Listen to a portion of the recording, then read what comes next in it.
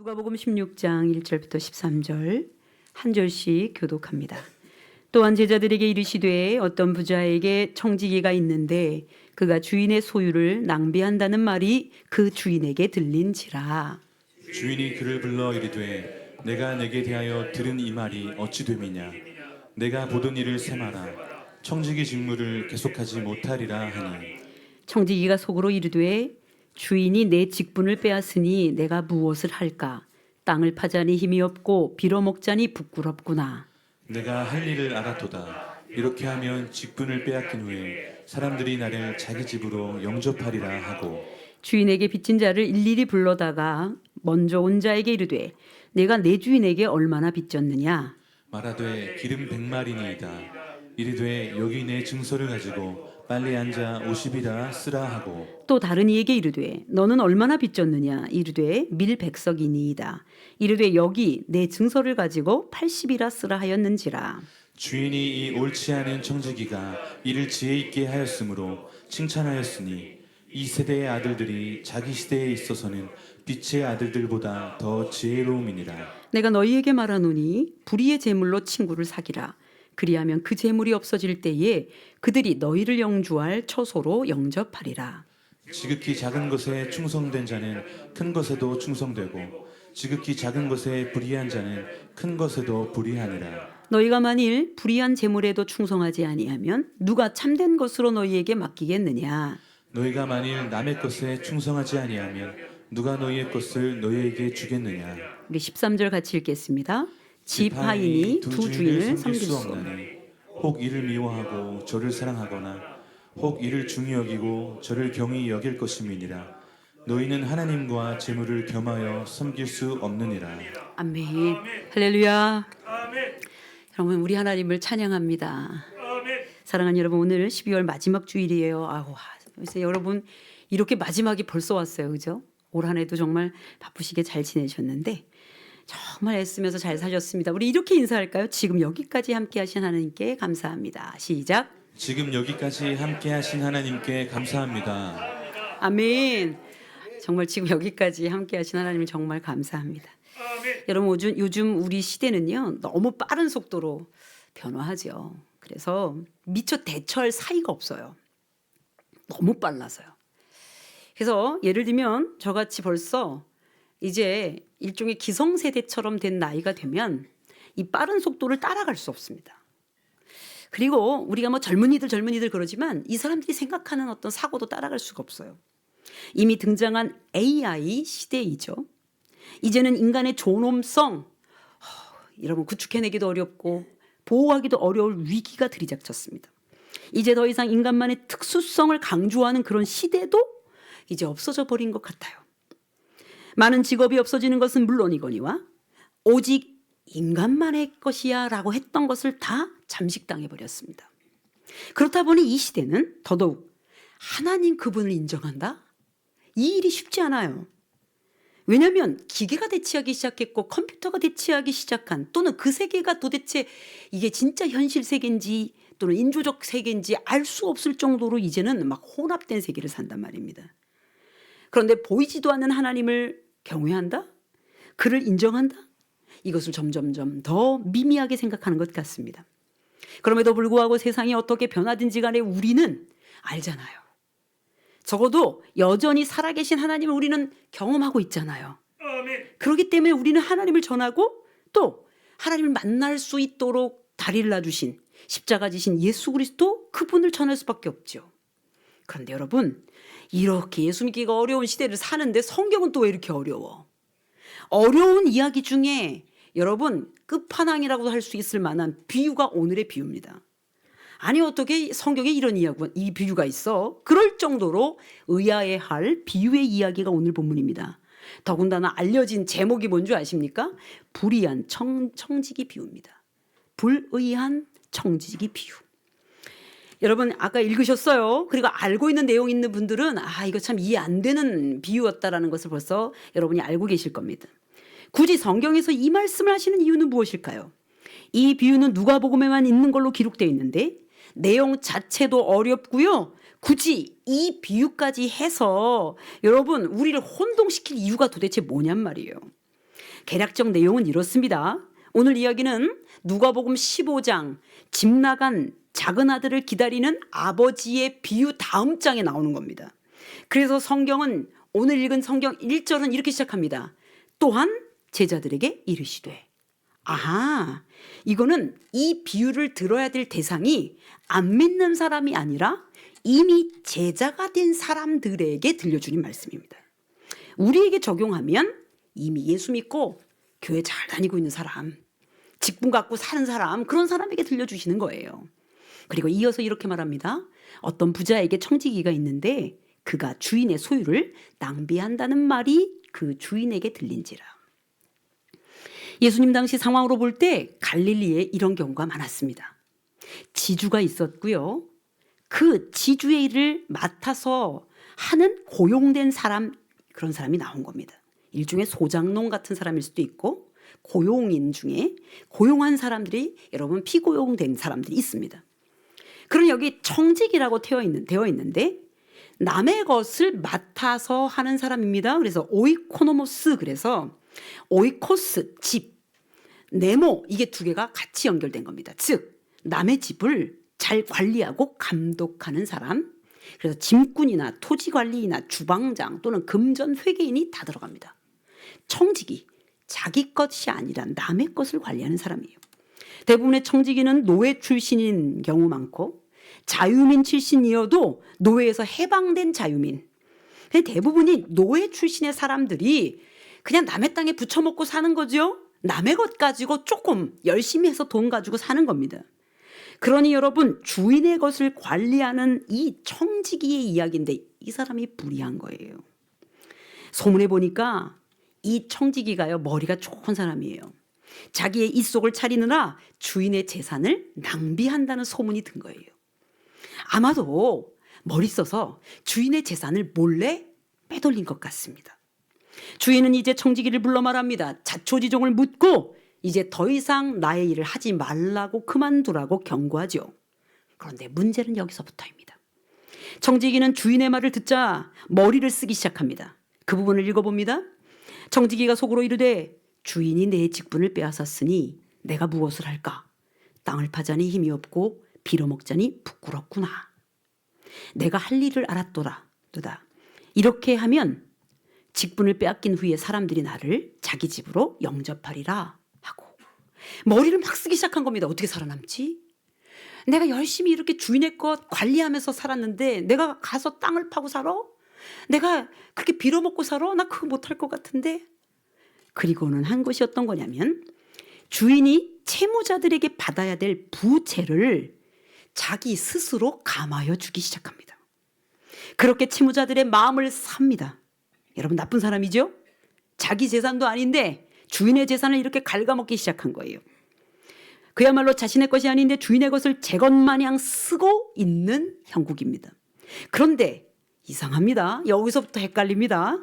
도리어 이 청지기가 한 일, 이 불의하고도 불의한 일을 아니 이 주인이 칭찬하는 거예요.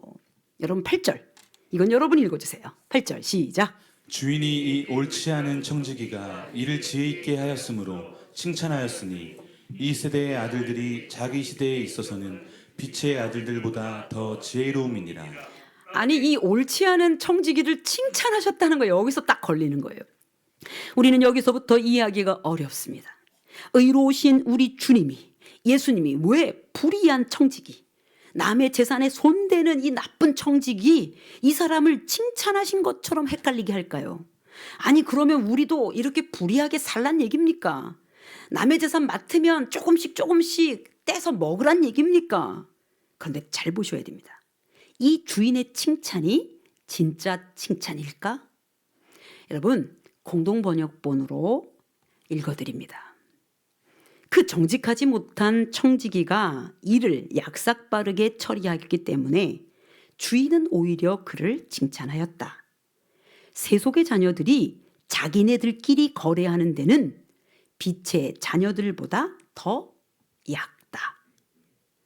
여러분, 야, 잘했네. 너 나쁜 짓 해서라도 너 먹고 산 거 그거 잘한 일이야. 이렇게 칭찬한 것이 아니고 불의한 청지기가 한 일에 대하여 야, 너 참 세상 얕게 사는구나, 이런 뜻입니다. 그러니 사랑하는 여러분, 마치 주인의 칭찬이 청지기의 불의하고도 약삭빠른 행동에 집중된 것처럼 보이지만 그렇지 않다는 뜻입니다. 그래도 이 주인은 참 괜찮은 사람입니다. 어디서 이런 나쁜 짓을 또 해. 매를 때려도 시원찮은 일이죠. 그런데 당장 나가야 하는 청지기를 야박하게 다루지 않는 모습으로 그려진 거예요. 그리고는 이렇게 말하는 것과 같습니다. 그래, 너 나보다 낫다. 야, 너 참 머리 잘 쓴다, 이런 뜻입니다. 주인의 재산에 손해를 끼쳤다고 해도 주인은 살 수 있습니다. 그래서 여기 비유의 초점은 불의한 짓을 해서라도 너는 살아남으라고 하시는 비윤리적인 이야기가 아니란 말이에요. 오히려 이 세상 사람들, 그들은 그렇게 살 거라는 것을 경고하는 겁니다. 그들은 자신이 살 길만 찾는 약삭 빠른 사람이라고 말하는 거예요. 여기서 세상의 아들들은 하나님을 인정하지 않는 사람을 말합니다. 그리고 예수 믿고 구원받아 하나님께 속한 자녀들은 그들보다 착하니 맨날 당할 것을 얘기하는 거예요. 그러니 그들을 빛의 자녀들이라고 표현하면서, 그러니 세상의 아들들이 말이야, 너희들 등쳐먹을 수도 있어, 너희들 속여먹을 수 있어, 그거 경고하시는 얘기입니다. 그러니 경각심에 대한 이야기라고요. 결론적으로 깨어있으란 얘기입니다. 정신 바짝 차려야 돼, 이런 뜻입니다. 이 세대의 아들들, 즉 하나님을 인정하지 않는, 하나님을 경외하지 않는, 하나님을 두려워하지 않는 이 세대의 아들들은, 이 세속의 자녀들은 그저 자기들만 살아남으려면 어떤 불의도 저지를 수 있고 남의 재산도 갈취할 수 있는, 자신의 입속을 차리는 삶을 아무렇지도 않게 할 수 있다는 것을 이야기하는 거예요. 그러니 어떻게 한다? 대처하라. 그리고 이 비유에 말씀하시는 이유를 두 가지로 정리할 수 있습니다. 이 세대를 분별하라. 이 세대를 분별하라는 얘기예요. 이 세상이 어떤 세상인지 똑바로 보라는 얘기예요. 여러분, 우리 지금 살고 있는 세상에도 불의가, 거짓이 판친다 하여, 아, 저래야 살아남는구나. 나도 권력 있으면 난 저렇게 살 거야. 나도 그렇게 하면 다른 사람의 생명 해하는 거 아무렇지도 않게 생각할 거야. 여러분, 이렇게 살라고 하시는 겁니까? 아니요. 그건 정확히 악이라고 보라는 거예요. 그저 순진하게 있다가 그들의 약삭빠른 행동에 당하지 말라고 하십니다. 로마서 12장 2절입니다. 너희는 이 세대를 본받지 말고. 여러분, 이 세대가 어떤지 알고 분별하라는 뜻이지요. 그래서 예수님 말씀하십니다. 뱀같이 지혜롭고 비둘기같이 순결하라. 굳이 뱀을 들어서 왜 지혜로우라고 했을까요? 이 세상이 뱀 같은 사람이 많아서 그렇습니다. 그들이 하는 지혜, 그거보다 더 지혜로워야 한다는 말씀이에요. 그리고 말씀하십니다. 선한 데는 지혜롭고 악한 데는 미련하라. 아멘. 이 악한 데는 미련하는 뜻은 악인 줄 알고 하지 말라는 뜻입니다. 그것이 본래 우리 주님의 마음이며 뜻으로 이 비유에서 하시는 말씀이기도 한 거예요. 여러분, 요즘 부모님들은 그런 말씀 요즘 안 하시는 것 같아요. 옛날 부모님들은 이 말 정말 잘하셨거든요. 근데 요즘 부모님들은 절대 안 하시는 것 같습니다. 아이들이 너무 많다 보니까 하도 말을 안 들으면 어떻게 해요? 야, 너 나가. 너 나가. 나가버려. 막 이래요. 화가 나니까. 근데 이 아이들이 말합니다. 어머니께서 나를 나가라고 하시는구나. 그리고는 짐을 싸서 집을 나가요. 여러분, 어머니가 너 나가. 아버지가 너 나가. 이게 진짜 나가란 얘기가 아니잖아요. 내 속을 이렇게 뒤집어, 그냥 이렇게 뒤집게 할래? 너 잠깐만 왜 내 말을 안 듣는 거야? 이런 뜻이잖아요. 부모님 말 잘 들으란 얘기잖아요. 근데 말 잘 들으랬더니 어떻게 해요? 짐 싸갖고 나가는 거예요. 사랑하는 여러분, 지금의 비유를 이 불의한 자를 칭찬하는 예수님으로 읽어서 불의하게 살라나 보다 하고 불의하게 살아야지, 이거는 나가 그랬더니 집 나가는 아들하고 똑같다는 얘기입니다. 사랑하는 여러분, 예수님이 비유를 드시면서 불의한 청지기를 칭찬하신 것처럼 읽으면서 불의하게 살기로 작정하는 거 안 된다는 얘기입니다. 지금 제자들에게 말하는 겁니다. 나 없을 건데, 너희들 이 땅에 불의함을 볼 텐데 어떻게 살 거니? 이 얘기를 하시는 거예요. 그러니 사랑하는 여러분, 정신을 바짝 차리라는 거죠. 그리고는 두 번째, 이 세대의 자녀들보다 더 지혜로우래요.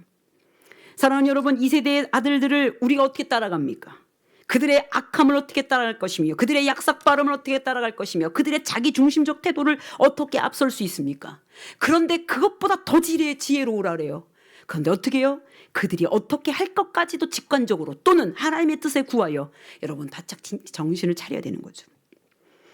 그러니 하나님을 두려워하지 않으니 우리 위에 계시는 하나님의 지혜를 따라 더 지혜로우라고 하시는 거예요. 먼저 그들이 어떻게 나올 것인지를 정확히 파악해야 합니다. 그래서 더 민첩하게 대처해야 합니다. 오늘 비유에서 부자 주인은 청지기 때문에 재산을 손해보고 또 손해봤지만 그가 그만큼 가져가도 주인은 괜찮아요. 그런데 깨어있지 않으면 어떻게 된다? 잘 때 코 베어 가듯 그런 형국이 될 것이니 우리에게 경고합니다. 믿는 너희들 세상이 얼마나 악한지를 좀 봐야 해. 이런 뜻입니다.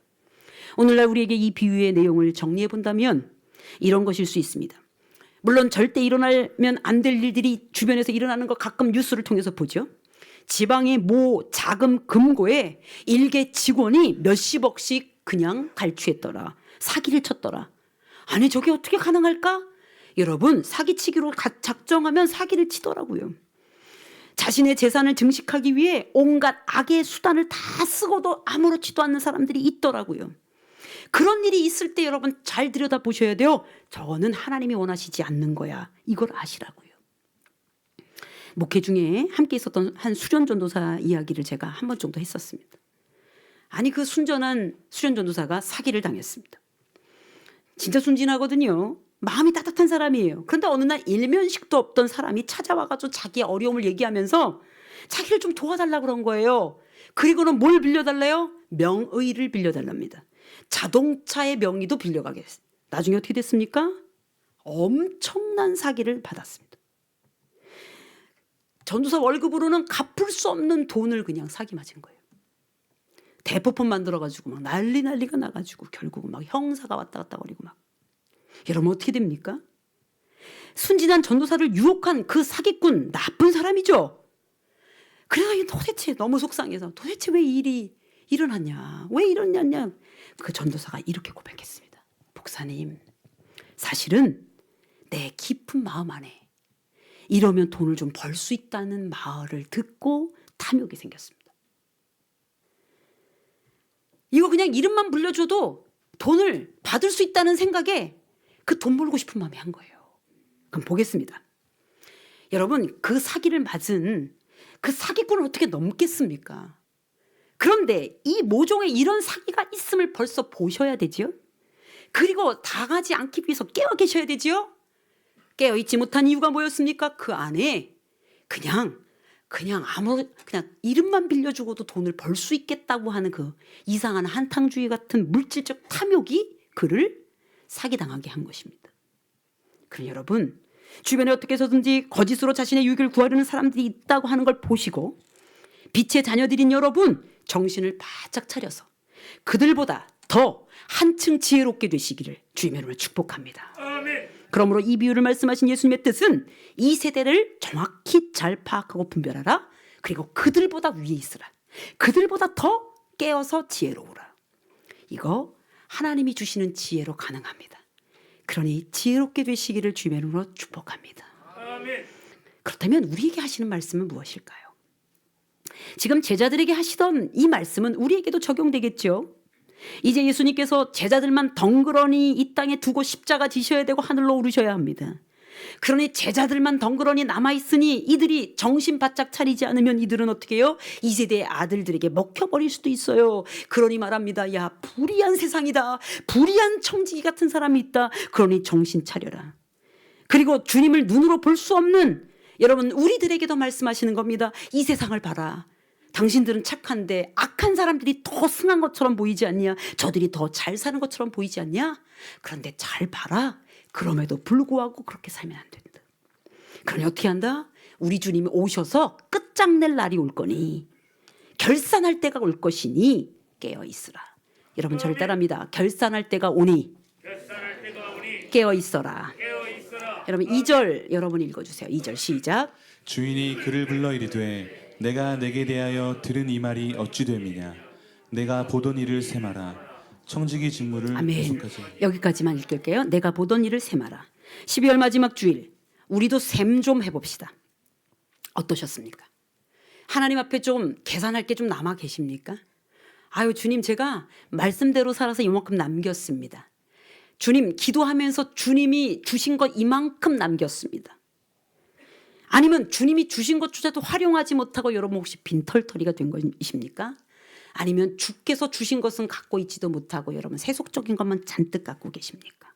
체크해 보셔야 합니다.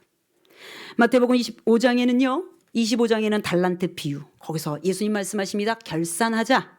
누가복음 19장 열문화 비유에서도 결산하죠. 여러분 열문화 비유 그리고 오늘 비유 그리고 마태복음 25장 달란트 비유 모두가 공통점이 있습니다. 주인이 따로 있습니다. 왕이 따로 있습니다. 주인의 것을 가지고 종들이 또는 여기 고용된 사람들이 결산을 하게 됩니다. 우리의 결산은 우리의 것으로 하는 게 아니란 뜻이에요. 여러분에게 물어보겠습니다. 여러분의 것을 남기는 거 말고 주님 주신 것 얼마큼 남기셨습니까? 그럼 여러분 주인이 맡긴 것을 결산할 때가 온다. 여러분 저를 한번 따라합니다. 주인이 맡긴 것을 결산할 때가 온다. 그렇다면 어떻게 준비하면 됩니까? 때가 이를 것을 알고 모든 과정에 충실하고 신실하게 살면 되는 것이죠. 무슨 일을 시작했을 때 하나님이 함께 하시는데도 불구하고 굉장히 어려울 수도 있어요. 그런데 기다릴 수도 있어야 합니다. 왜냐? 결산할 때까지는 기다리셔야 돼요. 마무리할 때가 올 것을 기다리셔야 돼요. 샘할 때가 올 것을 여러분 맞이할 준비를 하셔야 됩니다. 올 한 해 여러분 샘해 보세요. 얼마큼 남기셨어요? 주인의 것 가지고 얼마큼 남기셨습니까? 오늘 본문에 등장하는 청지기는 의롭게 자신의 일을 했으면 되었고 누가복음 19장의 종들은 주인이 준 한 문화를 장사해서 잘 남기면 되었습니다. 마태복음 25장 달란트 비유 역시 종이 여러분 주인이 준 그 달란트를 가지고 종들이 남겼으면 됐습니다. 그런데 맡겨진 것을 열심히 해서 남기면 칭찬을 받았지만 주인의 꾸지람을 받고 내쫓긴 사람들은 누구입니까? 주인이 맡긴 것을 가볍게 여긴 사람입니다. 오늘 본문에서는 부자 주인이 청지기의 일을 그만두라고 경고했고 누가복음 19장에는 그의 있는 것까지 다 빼앗아 다른 이들에게 줍니다. 마태복음 25장도 있는 것을 빼앗아 많이 남긴 사람에게 주었습니다. 보십시오. 주인에게 여러분 다시 보여줘야 될 때가 올 때 주인이 맡긴 것 가지고 남기지 않으면 빼앗기게 된다는 거예요. 여러분 그러므로 맡긴 것에 최선을 다하셔야 합니다. 그렇다면 주인이 맡긴 건 뭘까요? 문화, 달란트 뭐 등등 뭘까요? 누가복음에서는 문화, 25장, 마태복음 25장에는 달란트였습니다. 그럼 우리에게 맡긴 걸 한번 볼까요? 우리 다윗의 고백을 들어 우리 가끔 그리고 읽었습니다. 역대상 29장 11절부터 12절 여러분이 읽으시기 바랍니다. 줄친 거가 여러분에게 맡겨진 겁니다. 함께 읽겠습니다. 여호와여 위대하심과 권능과 영광과 승리와 위엄이 다 주께 속하였사오니 천지에 있는 것이 다 주의 것이로소이다. 여호와여 주권도 주께 속하였사오니 주는 높으사 만물의 머리이심이니이다. 부와 귀가 주께로 말미암고 또 주는 만물의 주제가 되사 손에 권세와 능력이 있사오니 모든 사람을 크게 하심과 강하게 하심이 주의 손에 있나이다. 다윗이 말합니다. 주님이 이거 다 주의 것인데 나에게 줬다. 다시 한번 떠올려주세요. 위대하심, 권능, 영광, 승리, 위엄 다 주님의 것입니다. 그런데 주님을 높였는데 우리를 위대하게도 하시고 권능 있게 하시고 영광스럽게 하시고 승리하게 하시고 위엄 있게 하실 수 있습니다. 그리고 천지에 있는 모든 것이 다 주의 것입니다. 주권도 주의 것입니다. 이 주권이란 뜻은 나에게 아주 작은 예로는 여러분이 무엇을 할 수 있는 통치권을 말합니다. 여러분에게 이 땅에서 어떤 권력을 주실 때도 그 주권도 하나님께로부터 오는 거예요. 또 뒤로 부, 귀 다 주님이 주십니다. 권세, 능력 주님 것입니다. 여러분을 크게 하시고 강하게 하심도 주님이 주시는 겁니다. 아멘. 보겠습니다. 뭘 남기셨습니까? 하나님이 이거 다 맡기셨습니다. 그래서 오늘 본문에서 12절에서 이렇게 말합니다. 여러분 읽어주세요. 너희가 만일 남의 것에 충성하지 아니하면 누가 너희의 것을 너희에게 주겠느냐? 남의 것을 충성하지 않으면, 즉 하나님의 것을 남기지 않으면 너의 것이 남아 있겠냐? 이 말씀입니다. 그러니 사랑하는 여러분, 지금 주님이 그 말씀을 하시는 거예요. 더 구체적인 걸 이야기하면 골로새서 3장 22절 23절, 이것 또한 여러분이 읽어주십시오. 종들아, 모든 일에 육신의 상전들에게 순종하되 사람을 기쁘게 하는 자와 같이 눈가림만 하지 말고 오직 주를 두려워하여 성실한 마음으로 하라. 무슨 일을 하든지 마음을 다하여 주께 하듯 하고 사람에게 하듯 하지 말라. 아멘. 한 예만 든 거죠. 우리가 종처럼 산다고 해도 혹시 어느 기업에 아주 하급 직원이라고 할지라도, 때로는 주인이 따로 있어 나는 시급을 받는 알바라 할지라도 어떻게 한다? 내 것처럼 한다. 주인의 마음에도 흡족하게 해주지만 내가 하나님에게로부터 받는 것을 알기 때문에 최선을 다해서 매 순간 산다. 여러분, 이 예를 가지고 제가 가끔 우리 청년들 얘기를 말씀을 드렸습니다. 이번에 우리 청년부 이제 우리 예진 청년이 청년회장을 정말 잘했습니다. 가장 어려울 때 정말 얼마나 순종하며 잘했는지요. 너무 감사하고 예뻐요. 또 이번에 새롭게 된 청년은 이제 세례받고 청년회장이 돼요. 법적으로는 어쩌면 세례받고 바로 회장 되는 건 쉽지 않아도 그게 법적 어떤 우리 청년부 내규로는 뭐 상관은 없을 것 같습니다. 그런데 중요한 거는요, 지금 새로 된 청년은 또 자기의 그 전공 과목이 있어요. 거기만큼은 자기가 성실하게 하려고 애를 많이 씁니다. 너무 예뻐요. 여러분, 당연하면서 예쁩니다. 여러분, 크리스찬들은 그래야 됩니다. 할렐루야. 그래가지고 그냥 윗사람들이 그냥 예뻐하는 거예요. 예뻐하는 거예요. 죽게 하듯 하는 삶, 그게 그 삶입니다. 재물을 함부로 사용한 못된 청지기를 보면서 나도 약삭빠르게 살 거야, 이거는 그리스도인이 아닙니다. 누가복음 16장 9절, 여러분 지금 이 말씀을 하시는 거예요. 예수께서 그 말씀을 계속하셨다. 그러니 잘 들어라. 세속의 재물로라도 친구를 사귀어라. 그러면 재물이 없어질 때 너희는 영접을 받으며 영원한 집으로 들어갈 것이다. 불의한 재물로 친구를 사귀라, 이렇게 돼 있어요, 우리 성경에는. 그게 무슨 뜻이냐면, 야, 재물, 그래, 재물을 사용하셔서라도 다른 악한 사람들보다는 지혜롭게 살아라, 그런 뜻입니다. 그러니 불의한 재물을 쓰라, 그런 뜻이 아닙니다. 우리 성경은 불의한 재물이라고 되어 있고 헷갈립니다. 즉 재물, 하나님보다 큰 것이 아니기 때문에 이 세상에 잠깐 있을 때 주시는 세속의 재물, 그것을 주신 기회로 잘 사용하라는 뜻입니다.